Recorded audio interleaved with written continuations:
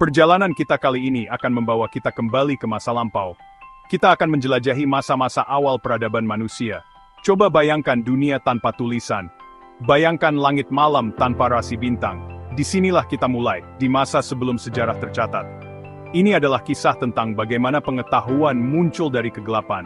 Ini adalah cerita tentang bagaimana peradaban bangkit dan runtuh, mewariskan obor pengetahuan dari satu generasi ke generasi berikutnya. Dari dataran Mesopotamia yang subur hingga pantai Yunani yang disinari matahari, kita akan mengikuti jejak nenek moyang kita. Kita akan menyaksikan kelahiran tulisan. Kita akan menjelajahi kota-kota pertama. Dan kita akan melihat bagaimana rasa ingin tahu memicu api penemuan. Bergabunglah dengan saya sekarang saat kita memulai petualangan luar biasa ini melalui waktu. Tujuan kita, lanskap intelektual yang semarak dari zaman kemasan Islam. Mari kita mulai. Perjalanan kita dimulai di Mesopotamia, tanah di antara dua sungai. Wilayah ini, yang terletak di antara sungai Tigris dan Efrat, adalah tempat peradaban pertama kali berakar. Di sini, di bawah langit gurun yang luas, bangsa Sumeria membangun kota-kota pertama. Mereka menciptakan sistem penulisan, cuneiform, dengan menekan tanda berbentuk baji ke dalam tablet tanah liat. Inovasi ini melepaskan semburan pengetahuan. Bangsa Babilonia mewarisi warisan ini.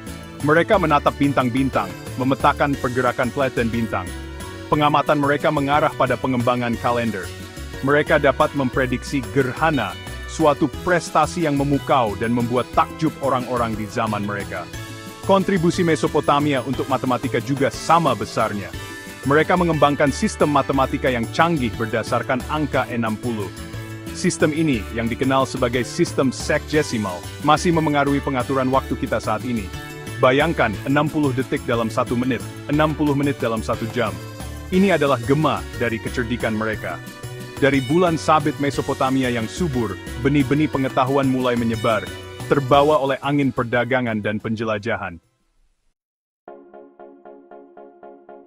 Perjalanan kita sekarang membawa kita ke barat, ke pantai Yunani kuno yang disinari matahari. Di sini, di negeri para filsuf dan penyair, pencarian pengetahuan mencapai puncak baru. Orang Yunani memiliki rasa haus yang tak terpuaskan untuk memahami dunia di sekitar mereka. Mereka bertanya, mereka berdebat, dan mereka mencari kebenaran melalui akal dan logika. Para pemikir seperti Thales dan Pythagoras merevolusi matematika. Teorema Pythagoras, konsep dasar dalam geometri, masih dipelajari hingga saat ini, sebuah bukti warisan abadi mereka. Di Athena, filsuf Socrates melibatkan murid-muridnya dalam dialog-dialog yang merangsang pikiran. Muridnya, Plato, mendirikan akademi, pusat pembelajaran yang akan membentuk pemikiran barat selama berabad-abad. Aristoteles, murid Plato, menjelajahi segala hal, mulai dari logika dan etika, hingga biologi dan politik.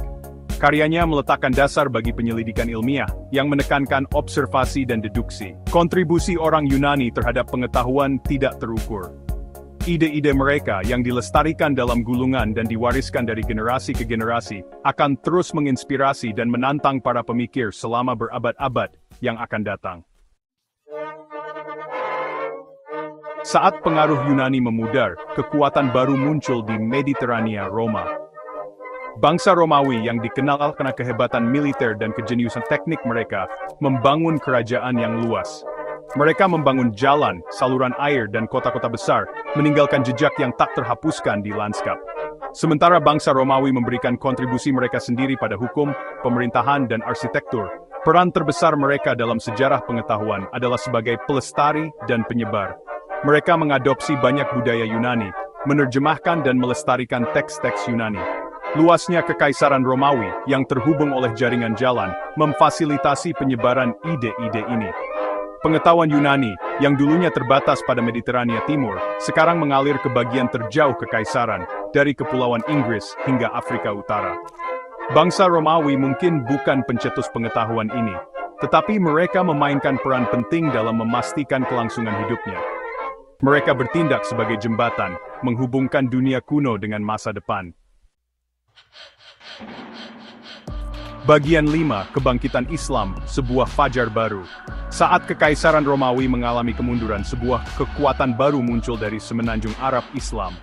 Terinspirasi oleh ajaran Nabi Muhammad, Islam menyebar dengan cepat, menyatukan wilayah-wilayah yang luas di bawah benderanya. Dengan persatuan ini datanglah periode perkembangan intelektual dan budaya yang belum pernah terjadi sebelumnya, yang dikenal sebagai zaman keemasan Islam.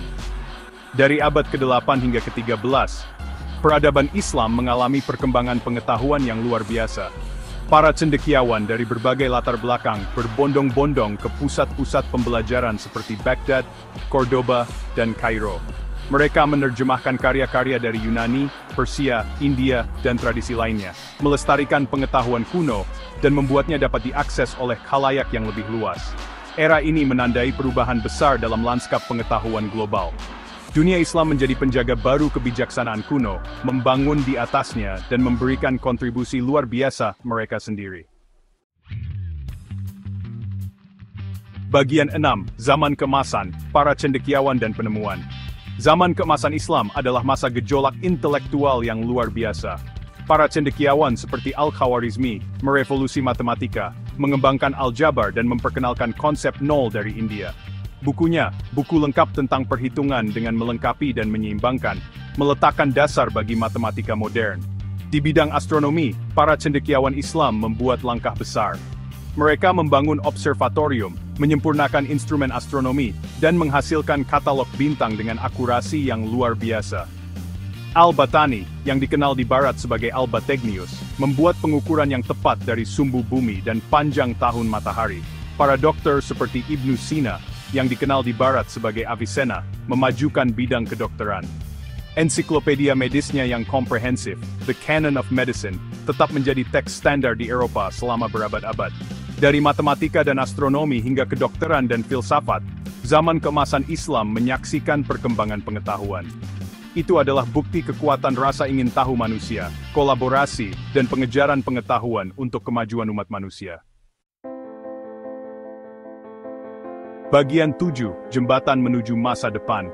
Zaman keemasan Islam tidak hanya melestarikan pengetahuan kuno, tetapi juga membangun jembatan menuju masa depan.